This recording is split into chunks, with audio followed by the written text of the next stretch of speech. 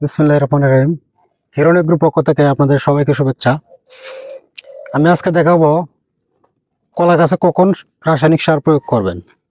এই যে দেখতে পাচ্ছেন আমার এখানে কলার একটি নতুন থোর ছাড়া শুরু হয়েছে। যখন এই ফুলগুলো ছাড়তে থাকবে ঠিক তখনই যদি আপনি কিছু অল্প পরিমাণ রাসায়নিক সার দেন তাহলে এই কলাগুলো অনেক হৃষ্টপুষ্ট হবে।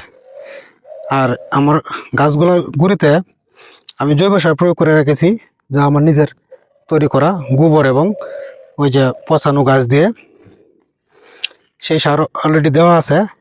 আর আপনাদেরকে আমি অল্প পরিমাণ কীভাবে দিতে হয় সেগুলো দিয়ে দেখাচ্ছি। ঠিক গাছের মাটিগুলো একটু হালকা কুপিয়ে নেবেন, তারপর এভাবে কুপিয়ে নেবেন। কুপিয়ে এই যে একটি গাছের জন্য এইটুকু সারই যথেষ্ট। এই পরিমাণ সার আপনি গাছটির গোড়ায় একটু দূরে দিবেন, দিয়ে আবার মাটি দিয়ে এভাবে মাটিগুলো দিয়ে আবার সারটা ঢেকে দিবেন। তাহলে আপনি যদি সেচ দেন এই সারটা যাবে না, মাটিতে মিশে যাবে।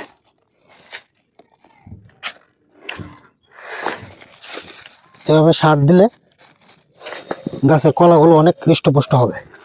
ধন্যবাদ সবাইকে।